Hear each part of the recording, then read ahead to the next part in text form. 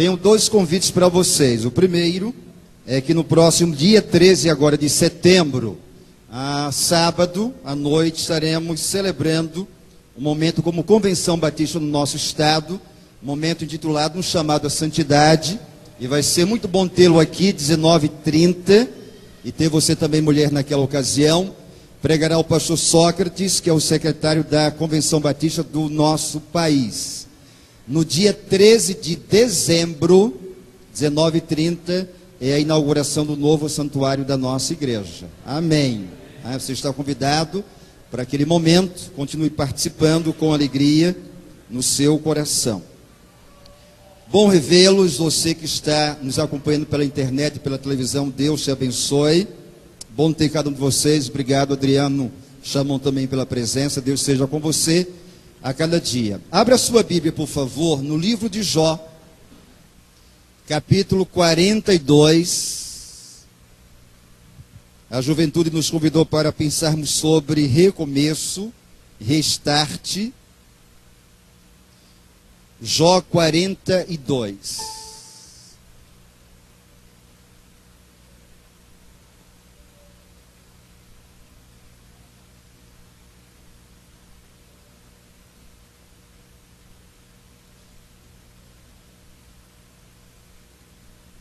De 1 a 10, diz o seguinte: Então respondeu Jó ao Senhor, dizendo: Bem sei eu que tudo podes, e que nenhum dos teus propósitos pode ser impedido. Quem é este que sem conhecimento encobre o conselho?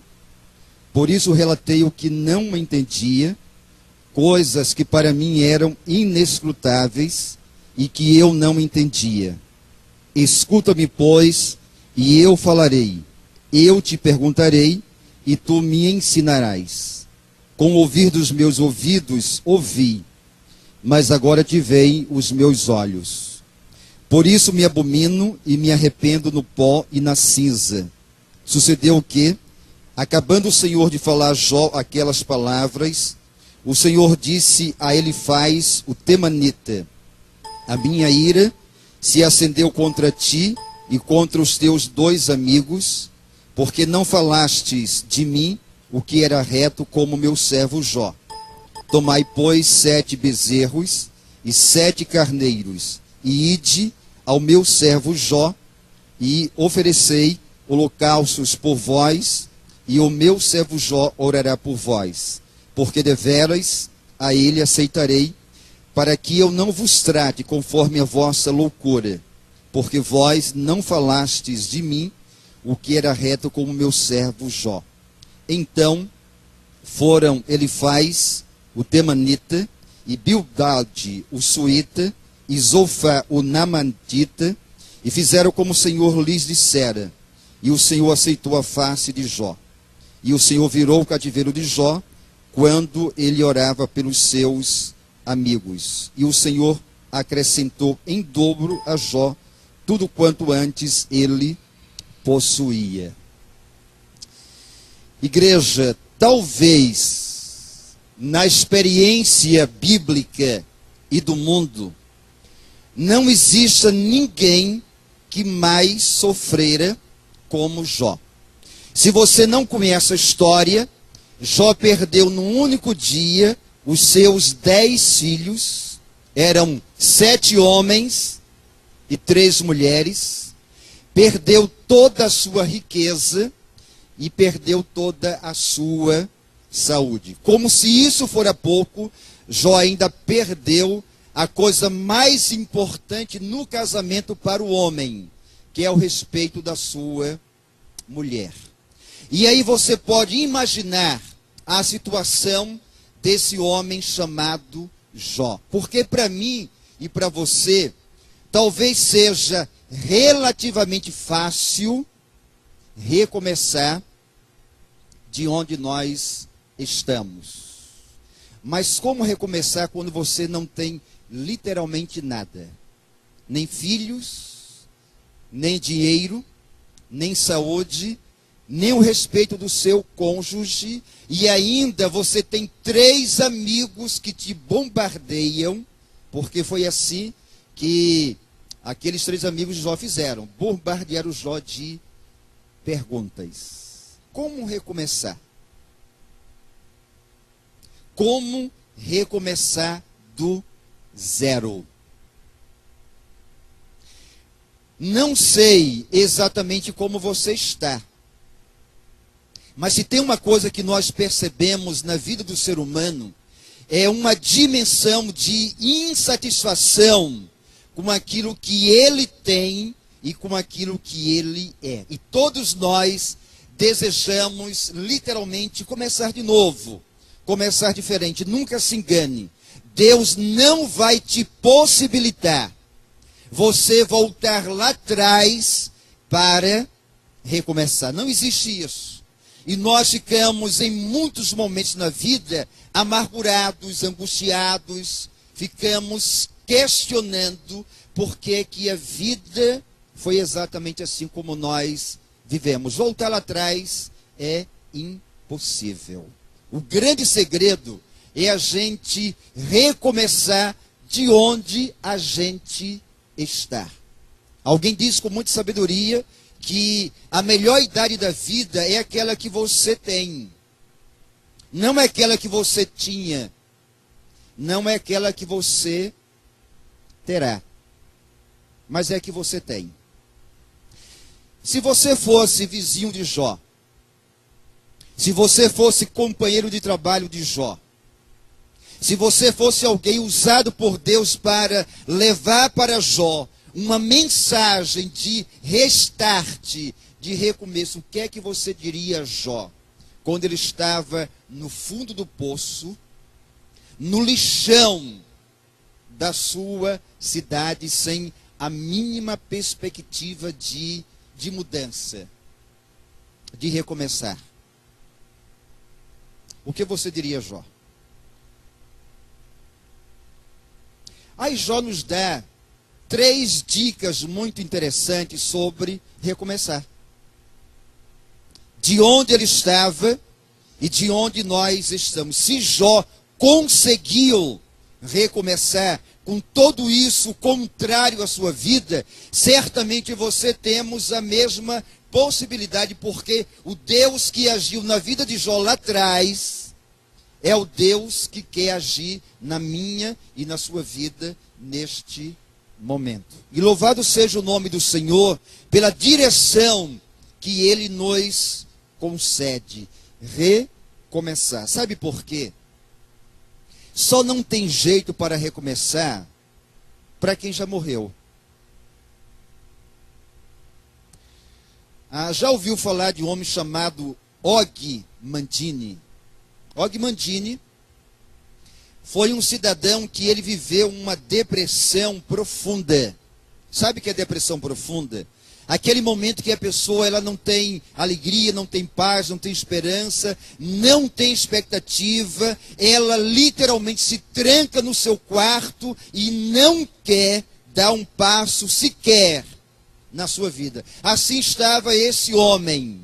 E um dia ele mandou alguém comprar o jornal da sua cidade. E ali ele começou, sem muita disposição, a folhear o jornal da sua cidade. Primeira parte esportiva, depois notícias políticas, notícias econômicas. Ele foi folheando aquele jornal. Quando ele chegou na última página, estava escrito assim: obituário da cidade. Isso é, pessoas que morreram. E por um ato de curiosidade, ele começou a ler cada nome que estava ali. Aí chegou no último nome e algo chamou a sua atenção. Ele voltou a ler a lista de novo. Sabe o que é que chamou a sua atenção? Ele percebeu que o seu nome não estava ali. Ele disse: então eu não morri. Se eu não morri, tem possibilidade de eu recomeçar a minha vida. E a partir desse momento, ele se tornou um dos homens mais ouvidos do mundo, um dos homens mais ricos do mundo, porque ele disse: eu posso recomeçar. de onde eu estou. Aí Jó nos dá 3 dicas para recomeçar. A primeira, e coloca isso no seu coração, dentro do seu casamento, na sua família, na sua vida pessoal, na sua empresa, nos seus estudos, na sua existência. Aprenda com Jó. A primeira grande dica que ele nos dá para que nós possamos recomeçar é exatamente a gente ter a percepção de quem é Deus.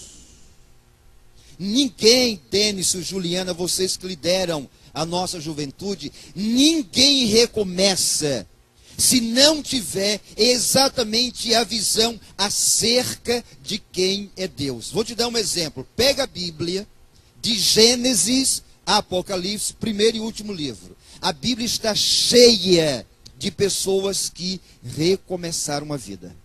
E essas pessoas entenderam que na percepção acerca de quem é Deus, isso é, Deus está muito mais além daquilo que você podemos pensar, podemos imaginar. Você acha que Deus realmente ele não tem como reverter o quadro da sua vida?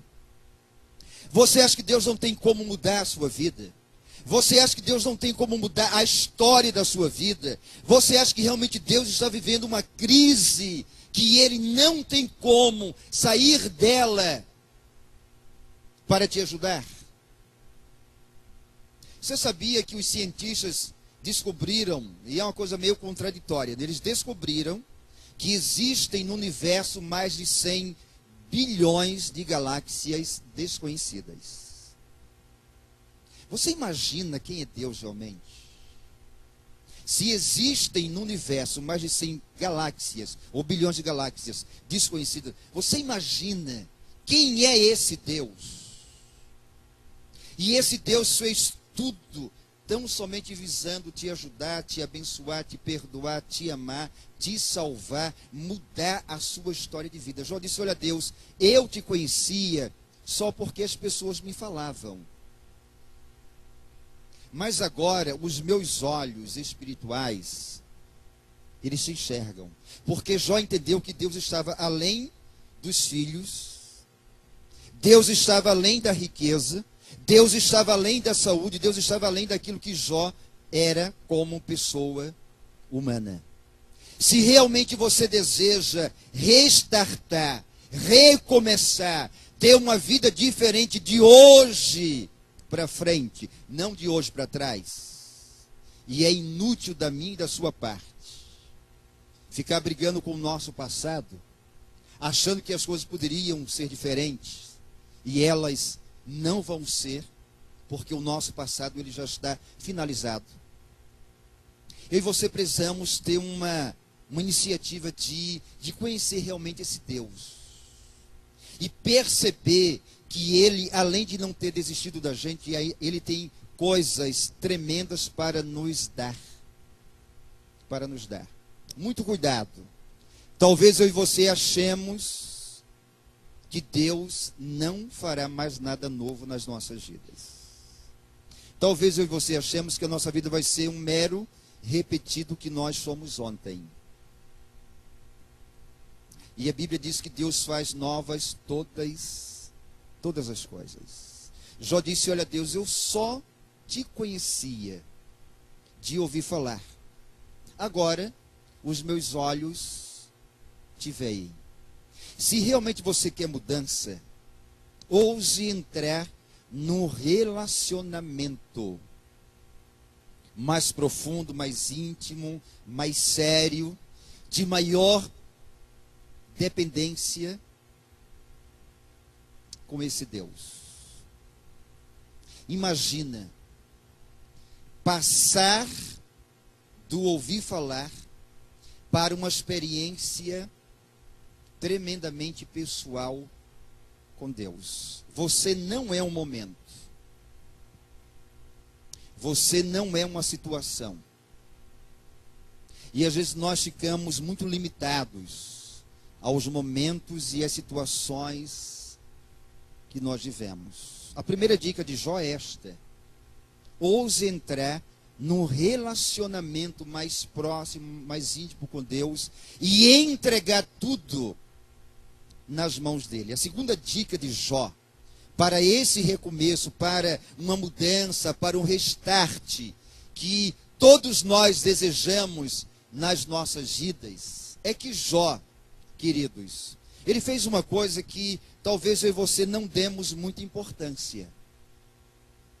Jó focou a sua vida numa palavra chamada oração.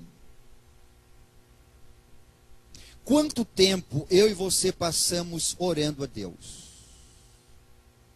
Que dinâmica espiritual nós temos diariamente com Deus? E aí você pode perguntar, mas pastor, pensar em oração é verdade.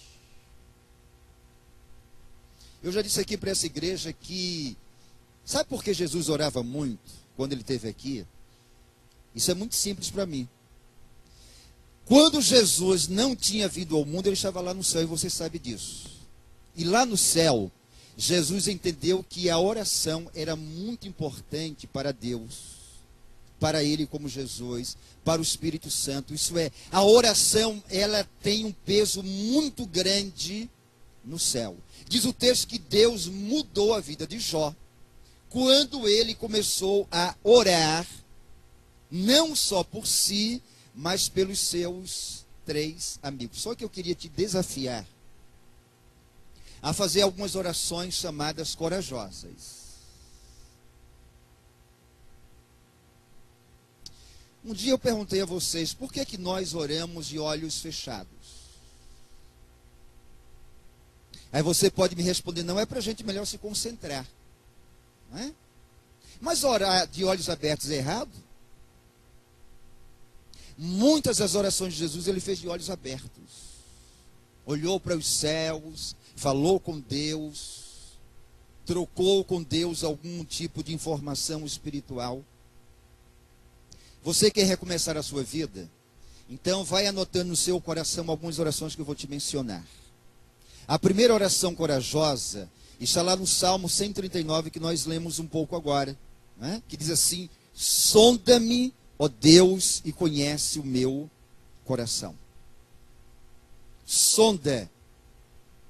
Isso é, quando eu e você estamos diante de Deus, precisamos pedir que Ele entre nas nossas vidas, e Ele venha sondar os nossos pensamentos, o nosso coração, a nossa alma, que Ele venha entrar dentro de nós, para que Ele possa enxergar se há em nós alguma coisa que não lhe agrada. Olha que oração corajosa, porque o salmista disse, olha Deus, se o Senhor perceber que há em mim algum caminho mau, eu vou desejar que o Senhor agora me guie pelo caminho eterno. Por onde você tem andado? Você tem andado pelas suas convicções, ideias, achismos, e não tem andado por onde Deus quer que você ande? Oração corajosa é quando nós pedimos que Deus possa nos sondar e perceber se há em nós alguma coisa que não lhe agrada, Ele retirar e nos colocar no caminho certo. Você que dirige carro, já se perdeu em alguma estrada, porque eu já. E a sensação de estar perdido em estrada é profundamente ruim. Esses dias um pastor me chamou para pregar lá na Igreja Batista Praia dos Cações. Isso é nome de praia, gente. Praia dos Cações. Né, Nivaldo? Você conhece aquela região? Pastor Eliude. Aí disse assim, para mim, olha, você chega em Marataízes, pega a direita, lá na frente prega um trevo. Tudo bem. Aí eu fui. Me perdi, queridos. Aí liguei para o pastor Eliude, disse, pastorzão, eu estou perdido. Do outro lado ele deu uma gargalhada. Como é complicado a gente se perder no caminho. Como é complicado a gente se perder na vida, queridos. Você está andando por onde Deus quer? Você faz aquilo que Deus tem desejado para a sua vida? Porque se você quer recomeçar, quer um restart, a primeira oração corajosa é essa: Deus, sonda-me. Isso é, entra dentro de mim. E se o Senhor percebe que a minha atitude, postura, os meus pensamentos, ideias, aquilo que eu estou vivendo e falando e pensando, não agradam ao Senhor, muda. Muda. Segunda oração corajosa que eu e você precisamos fazer: Deus, lidera-me. Quem é o Senhor da sua vida?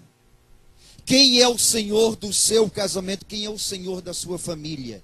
Quem é o Senhor absoluto dos seus negócios? Quem é? Nós hoje somos uma sociedade, queridos e queridas, que todo mundo tem razão. Todo mundo quer simplesmente mandar.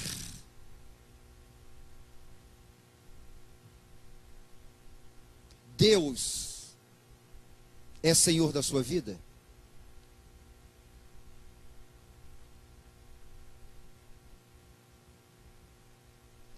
Deus, Ele é Senhor da sua vida? Porque nós precisamos entender aquilo que Jó entendeu. Jó disse: olha, Deus, os meus 10 filhos que morreram não eram meus. Sabe o que é que diz pai e mãe? O Salmo 127:3 diz assim: filhos são bênçãos e heranças de quem? Do Senhor. Os seus filhos não são seus. E tem muitos pais segurando os filhos. Tem muitos pais com medo do mundo em relação aos seus filhos. Mas os seus filhos não são seus. Eles são a herança de Deus, e quem vai cuidar deles não é você. É um tempo muito curto. De quem é herança, Ele toma conta. Então por que a gente fica tão estressado como pai e como mãe? Fica numa loucura, achando que os filhos são propriedades nossas.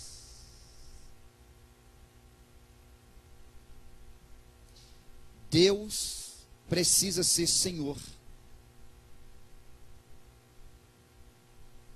Li a história, um pouco da história de um pastor norte-americano. Ele estava fora de casa fazendo visitas, e alguém chegou lá, aonde ele estava: esse pastor, a sua casa está pegando fogo.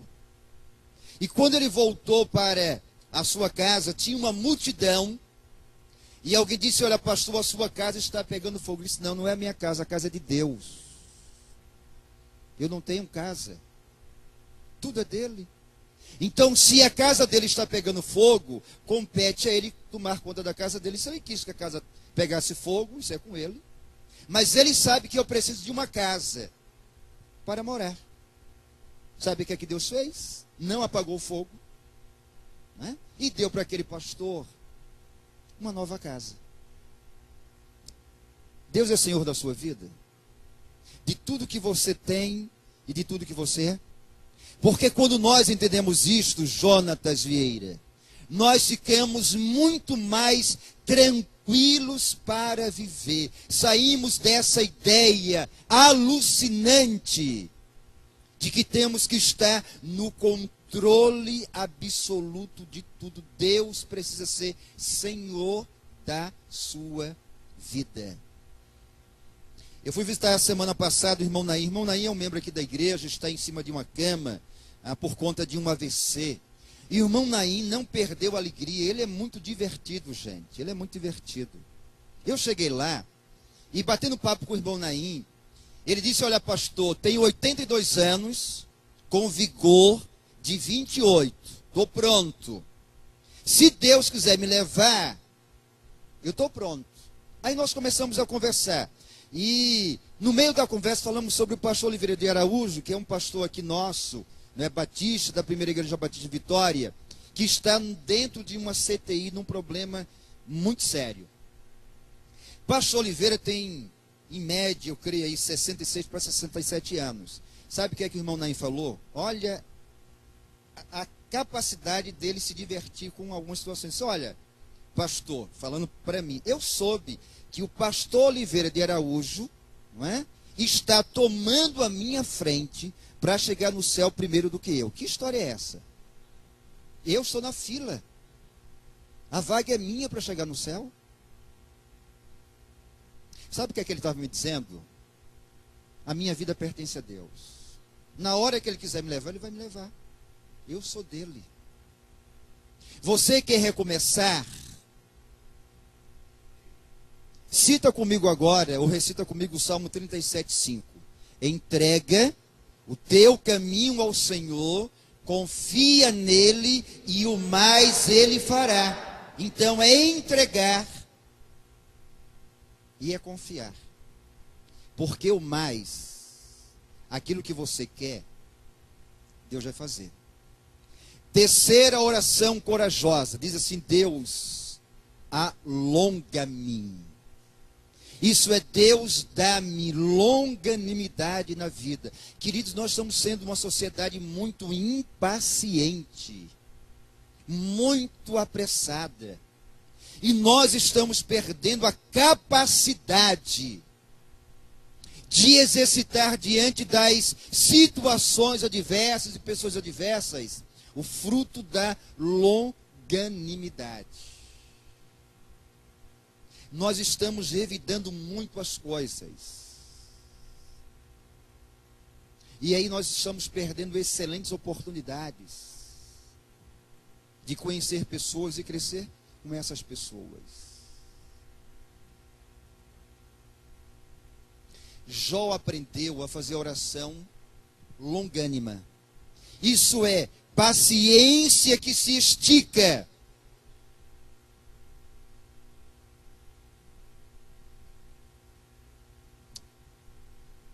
Como você é diante das situações complicadas? Você é impaciente? Eu já contei aqui para a igreja que há uns anos atrás eu fui dar uma fala para estudantes. Aí disseram: pastor, o seu horário é de 11h20 a 12h10. Olha que horário bom de falar para aluno, né? Todo mundo apressado, todo mundo com fome. Meio-dia, propositalmente, eu fiz uma sondagem. Perguntei assim: olha, já contei isso aqui para vocês. Vamos supor que ao chegar em casa, vocês tenham duas possibilidades. Primeira, comer miojo. Miojo. Porque o cheiro do miojo é horrível. É horrível. Aí eu perguntei: quem de vocês aqui, ao chegar em casa, quer comer miojo? 99% da sala, miojo. Aí eu perguntei: quem quer chegar em casa e preparar uma feijoada? Aí 3 pessoas levantaram a mão. Disse: olha, se você comer miojo, você almoçou. Mas o miojo não vai te dar sustentação. Agora pensa aí no cheiro da feijoada. Pensou? Mas não é para você agora não, falei lá para a turma, tá? A feijoada vai dar trabalho, mas vai te sustentar mais. Nós somos uma sociedade, queridos, do miojo com ovo. É tudo muito rápido.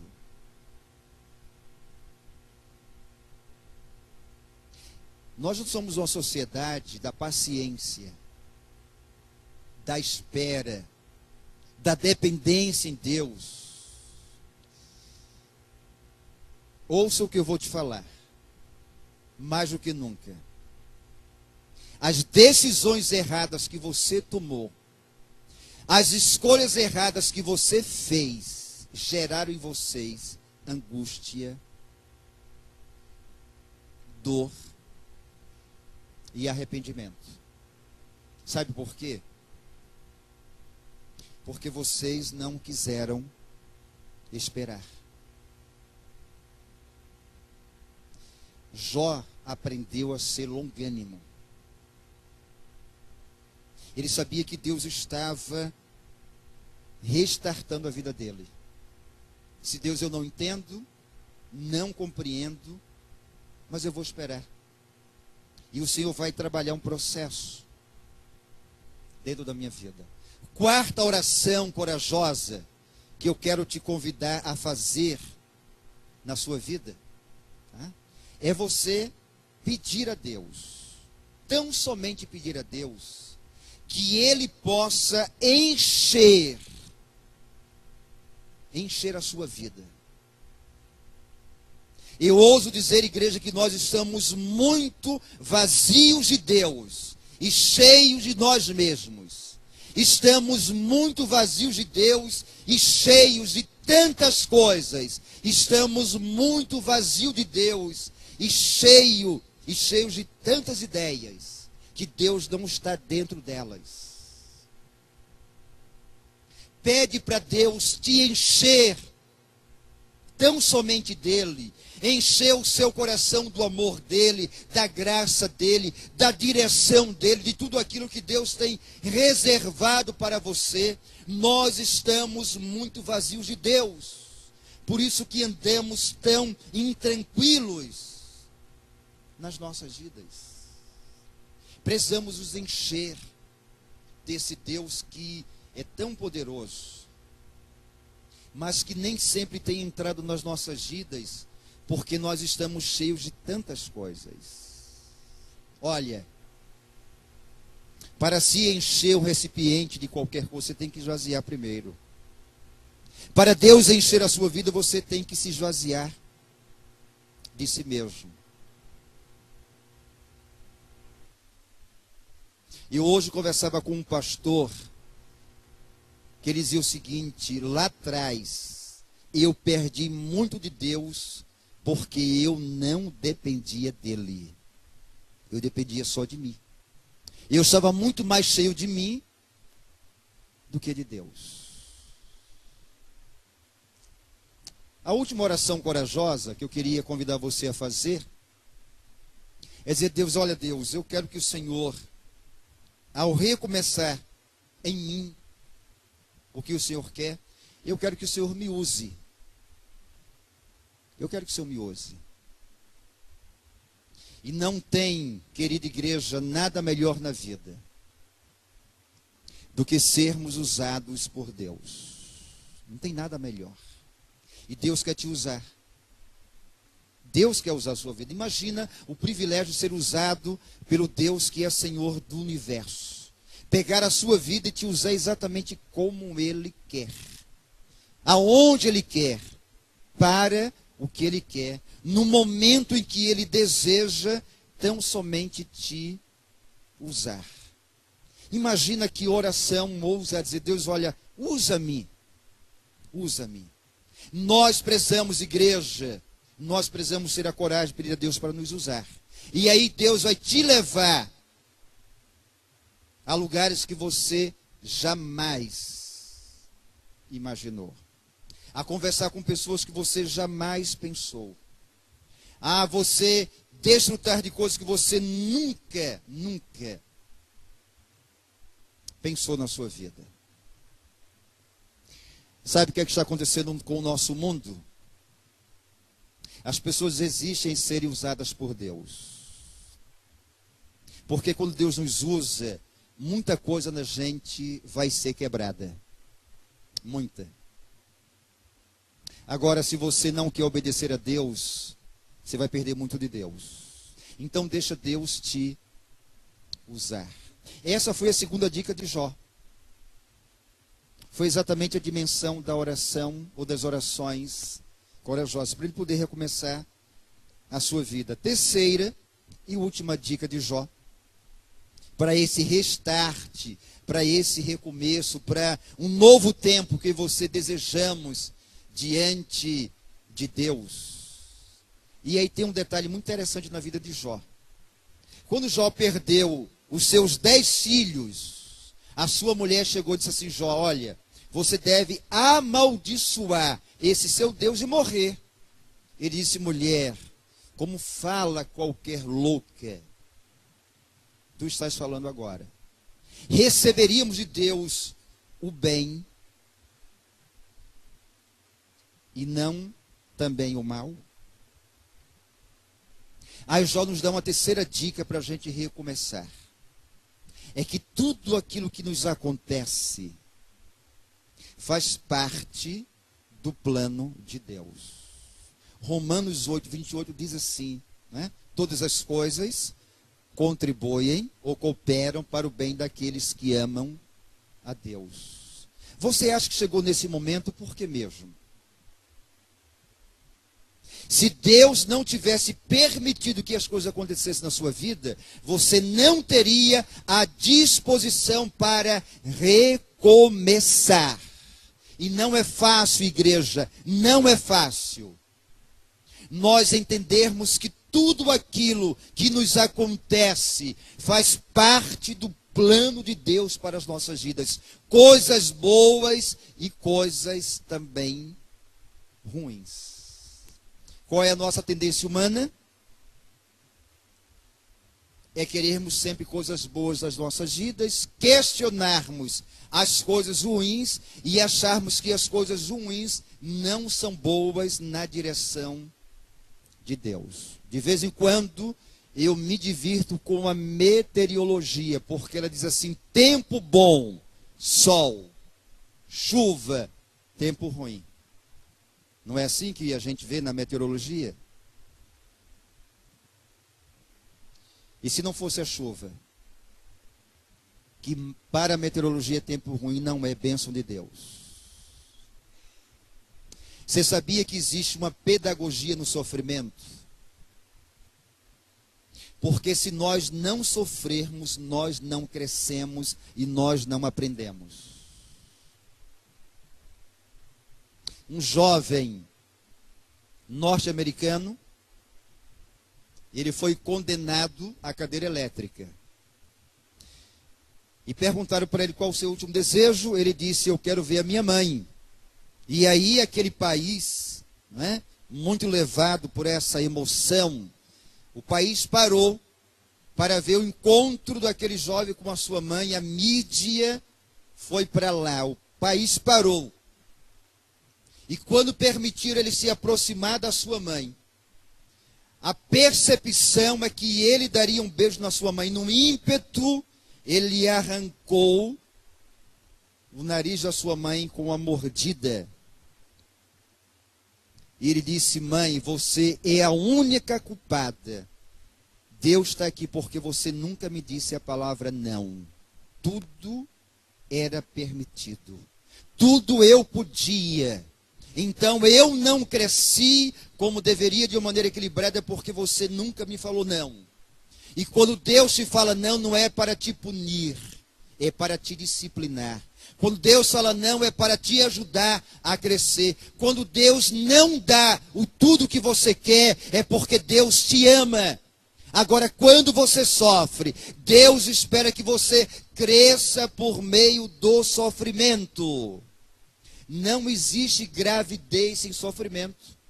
Existe, mãe? Mulher. Primeiro muda o seu corpo, que você já vai sentir o desconforto. Se não for parto chamado não natural, se for natural, você vai ter dores.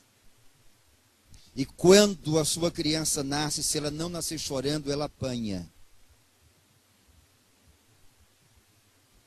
Você já nasce sofrendo. Porque você apanha para dilatar os pulmões. Não é verdade? Sem nenhuma conotação política, por isso que o governo nosso errou. Quando decretou a lei contra a palmada. Se o problema é violência, então deveria ser a lei da violência. Ou da não violência, não a lei da palmada. Quem de vocês aqui nunca apanhou na vida enquanto criança? Levante a mão. Quem nunca apanhou? Você nunca apanhou. Mas está aí em tempo ainda, amigo. Tá?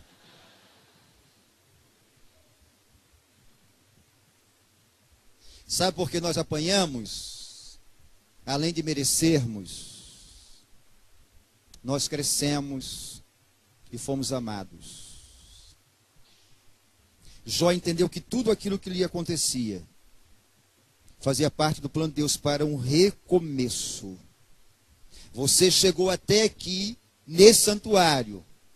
Você em casa, pela internet, pela televisão. Vocês chegaram até aqui porque Deus, além de cuidar de vocês e de nós, Ele permitiu que muitas coisas acontecessem para que a gente tivesse uma nova consciência, percepção e desejássemos viver um novo momento. Sabe o que é que Deus fez com Jó? Deu para ele mais 10 filhos, deu para ele o dobro do que ele tinha perdido, deu para ele a saúde que ele tinha perdido, e disse: Jó, eu estou recomeçando com você e na sua vida. E eu tenho certeza que depois daquele dia, Jó foi um novo homem, com uma nova percepção, porque ele entendeu que o restart de Deus era o melhor que ele tinha para a sua vida. A minha oração é que tudo aquilo que aconteceu na tua vida sirva para que Deus te dê a possibilidade de recomeçar, de fazer de novo, de ter um restart na sua vida. Porque hoje eu e você ouvimos sobre Jó. Numa manhã, as pessoas vão desejar ouvir sobre a gente, como é que nós recomeçamos, para que nós possamos influenciar outras pessoas e certamente outras gerações. Que você tenha um restart, tenha um recomeço na presença do Senhor. Amém.